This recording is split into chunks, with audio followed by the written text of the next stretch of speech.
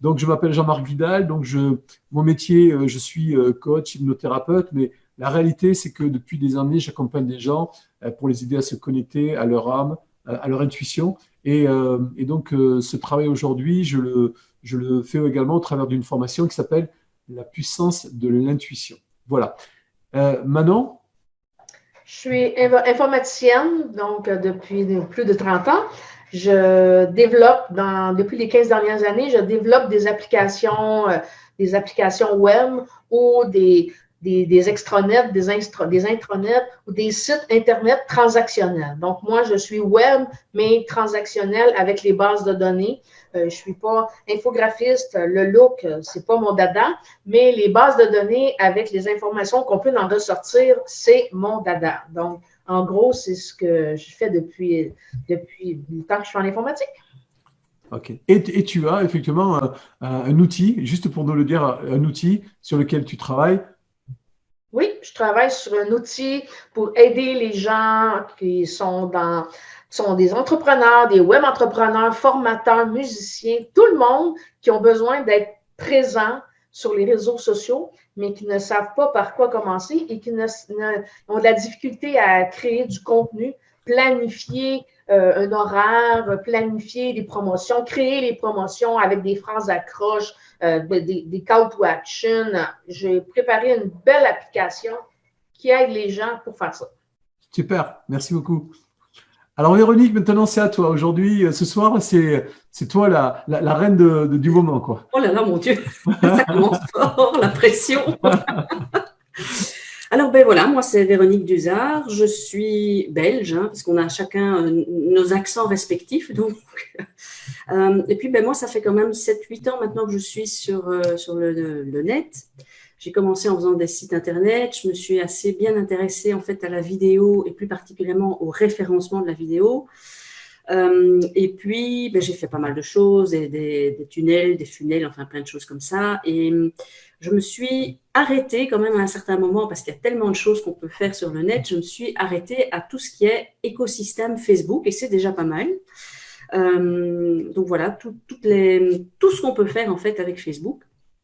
Et ça fait maintenant, bah oui, 2 ans, 2-3 ans maintenant que je suis vraiment branchée, je vais dire, Facebook.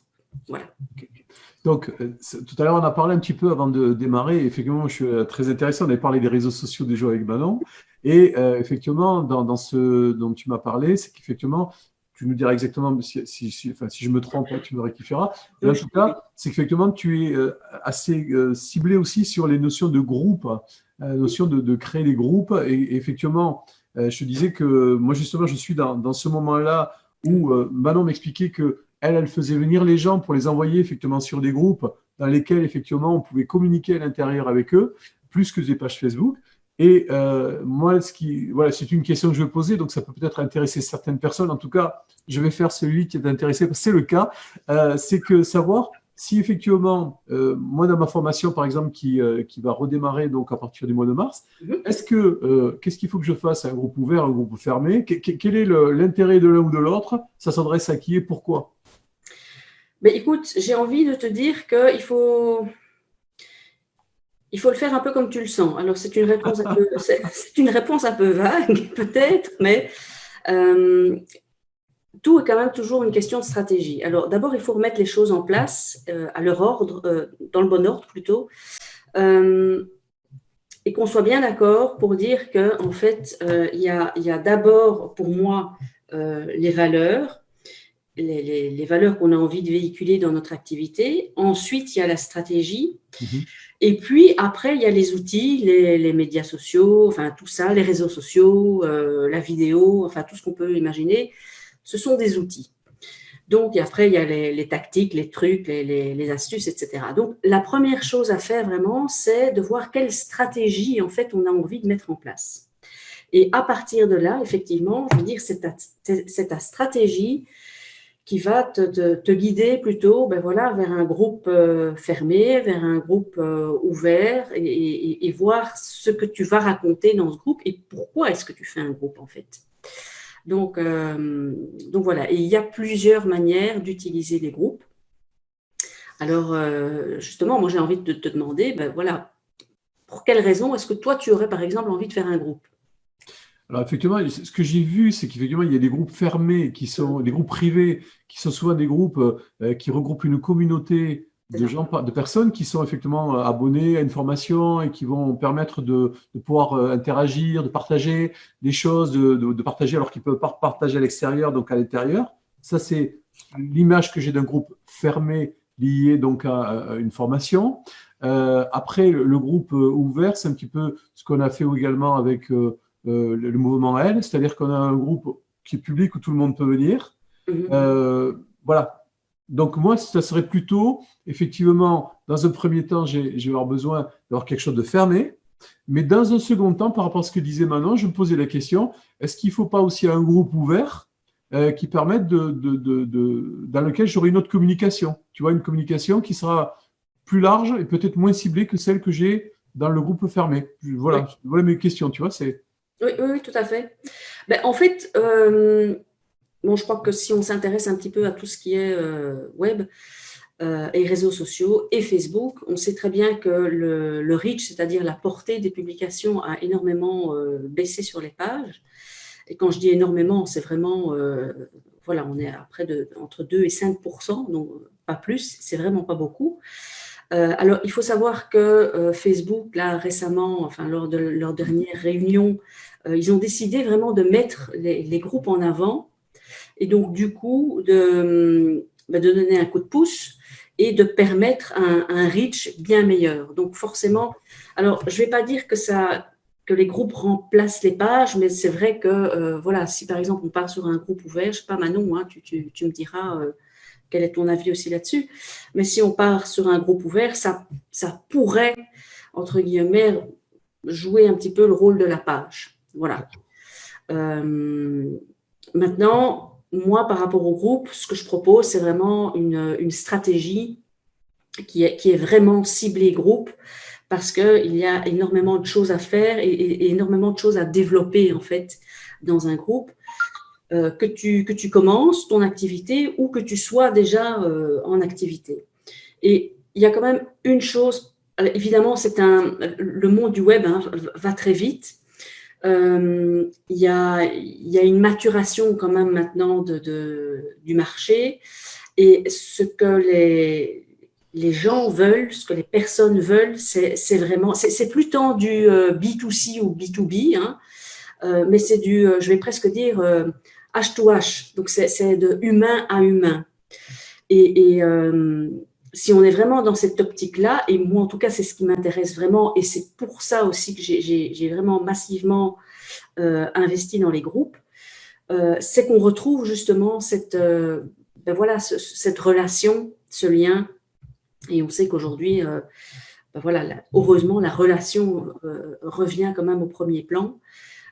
Tout ce qui est automatisation, etc., c'est très bien, mais ce n'est pas la première étape. Pour moi, la première étape, c'est vraiment la relation, créer ce climat de confiance et parler d'humain à humain, en fait. Et ça, pour moi, le groupe, c'est vraiment le meilleur outil pour le faire. Voilà. D'accord, ok, d'accord, j'entends. Donc c'est intéressant parce que ça revient un petit peu à ce qu'on disait avec Manon tout à l'heure. Hein. On disait effectivement que quelle que soit l'activité que l'on a, ce que l'on est juste comment dire, l'activité est juste une extension de ce que l'on est. Et une expression, une extension, voilà, et qu'effectivement, et donc c'est intéressant parce qu'on se rend compte effectivement que, comme je le disais, on a au niveau de tous ces accompagnants inspirants, c'est qu'on a tous, on véhicule tous et on porte tout ça en nous, le fait d'avoir ce respect de l'humain. Et comme tu disais, avant la stratégie, il y a les valeurs, quoi. Donc, voilà, c'est la première chose. Et c'est vrai que pour que des personnes nous écoutent aussi, il y a aujourd'hui sur le web, c'est quelque chose qui m'a perturbé au début quand j'avais démarré, c'est qu'il y a quand même des gens qui utilisent, qui reproduisent des techniques qui sont des modèles, en fait, bon, des modèles économiques, des modèles de business. Et j'ai remarqué que dans des formations, il y a beaucoup de gens qui étaient mal à l'aise à un moment donné, tout simplement parce que, d'abord, ces modèles ne correspondaient pas à leurs valeurs. et qu'effectivement, même si on y met pour faire joli que ces modèles de business, ils sont éthiques, ça c'est le grand mot aujourd'hui, Oui. en fait, ils ne le sont pas toujours, quoi, hein. Ils le sont plus dans le mot que dans la réalité. Donc, voilà, je voulais juste rebondir là-dessus, je te laisse la main. Oui, mais effectivement, comme tu disais, hein, tout ce qui est… oui, alors on a entendu parler du marketing éthique, toute cette belle valeur humaniste, pour finir, qu'on met en avant. Ce qui est un petit peu dommage, c'est que pour finir, on les utilise à des fins marketing. C'est ça. Il y a ceux qui les utilisent aux fins marketing, et puis il y a ceux qui… Ceux qui les vivent. Qui ont baigné et qui vivent de ça, quoi. Donc…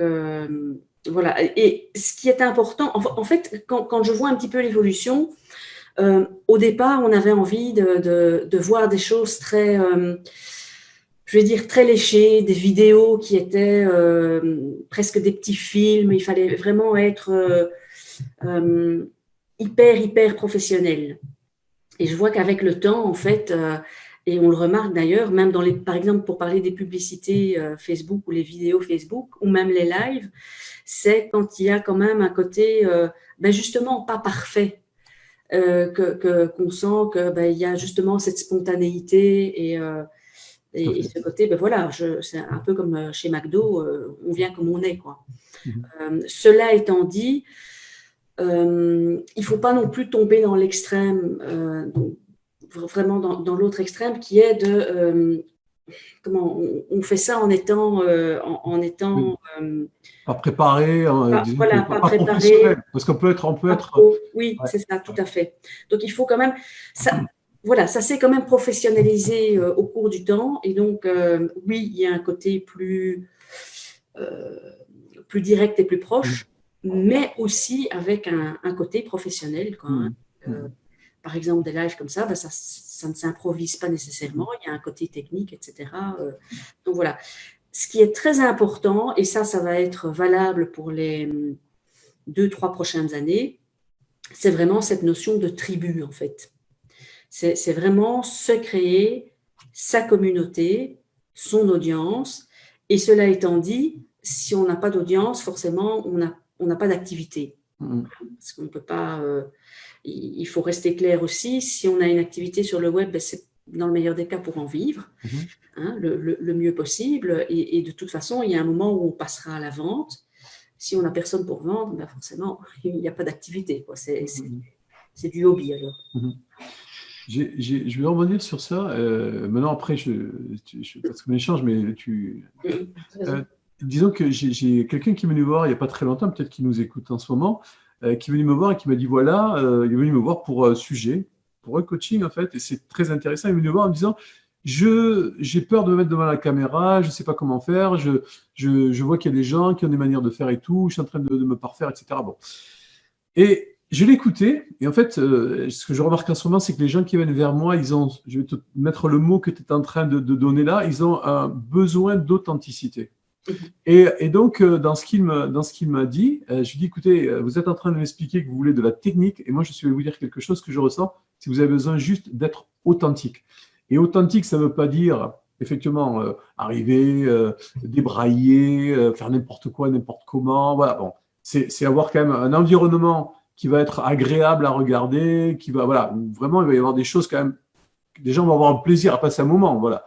Mais effectivement, authentique dans le sens où ne pas être en train de vouloir, et là je rebondis sur ce que tu disais, vouloir vendre, comment dire, un produit, et plus être en train, et ça rejoint, si tu veux, toute la discussion qu'on a eue avec Manon aussi tout à l'heure, c'est effectivement cette recherche de quelque chose, quand on parle de personal branding, mais c'est la recherche de qui on est, voilà, de pouvoir connecter vraiment à qui on est, pour oser l'exprimer, en sachant que parce qu'on va l'exprimer, il y a des gens qui vont s'y reconnaître et que des gens vont effectivement rentrer dans notre communauté. Et ce que je disais avec Manon tout à l'heure, c'est que maintenant, dans la discussion qu'on a eue, on était en train de parler du fait que après tout ce qui lui est arrivé et tout, les gens lui disent « mais tu es une lumière, quand on voit, c'est vraiment magnifique ».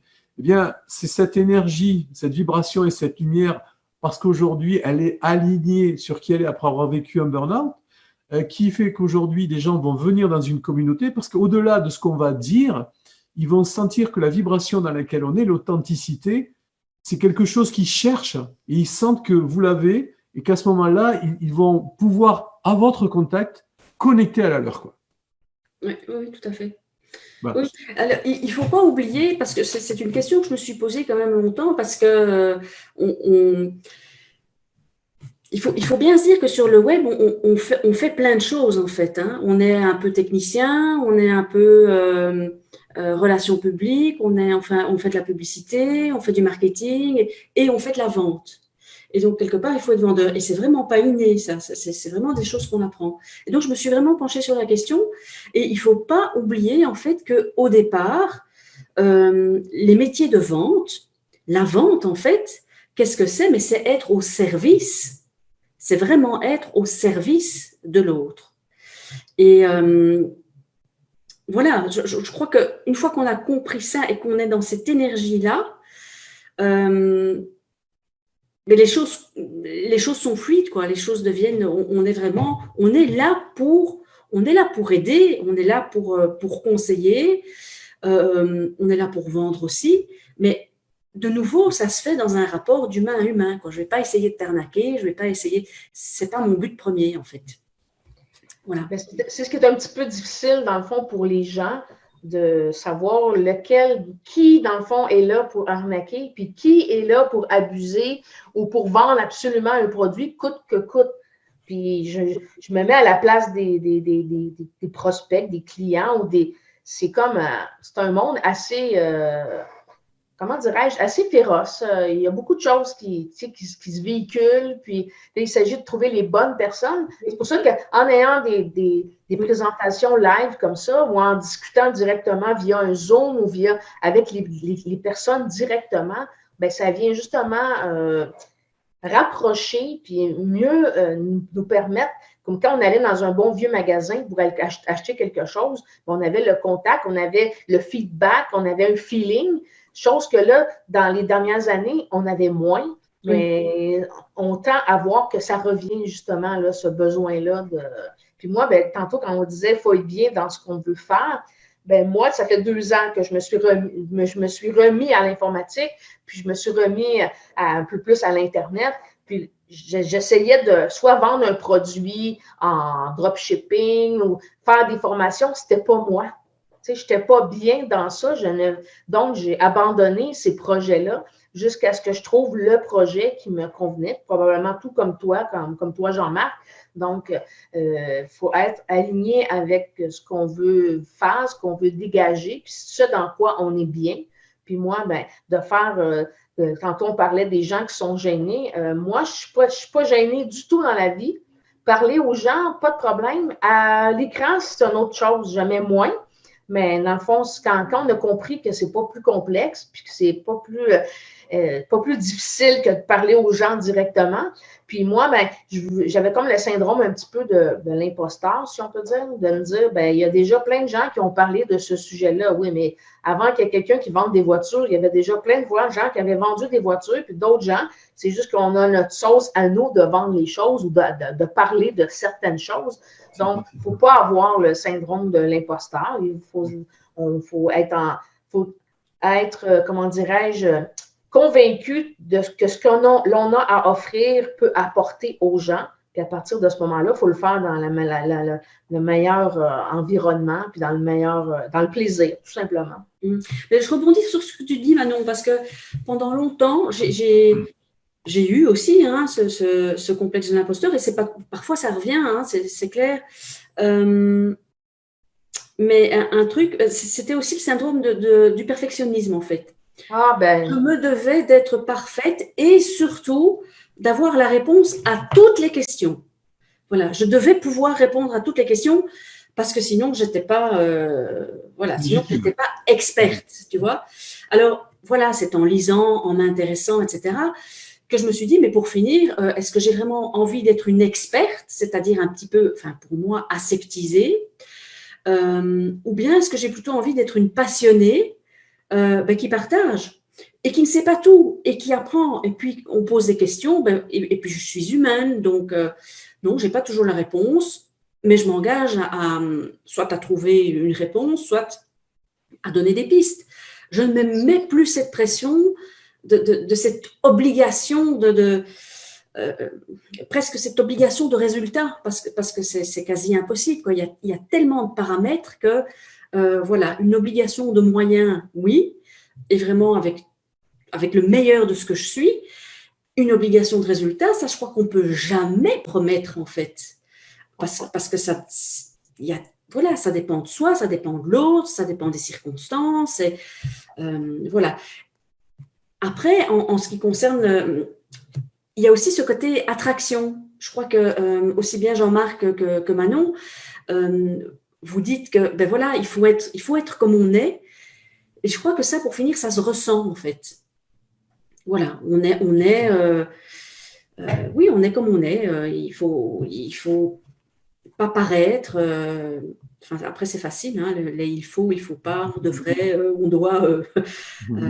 Voilà, mais je crois quand même que sur le moyen terme, ça se ressent.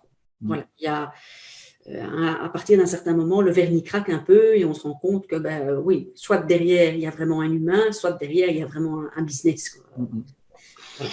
Disons que ce que tu dis, c'est très juste. Tu veux, il y a la notion, tu vois, je crois qu'il y a beaucoup de gens, quand on parle d'imposture, c'est la même chose, le côté légitime. Il y a beaucoup de gens qui ne se sentent pas légitimes dans ce qu'ils font.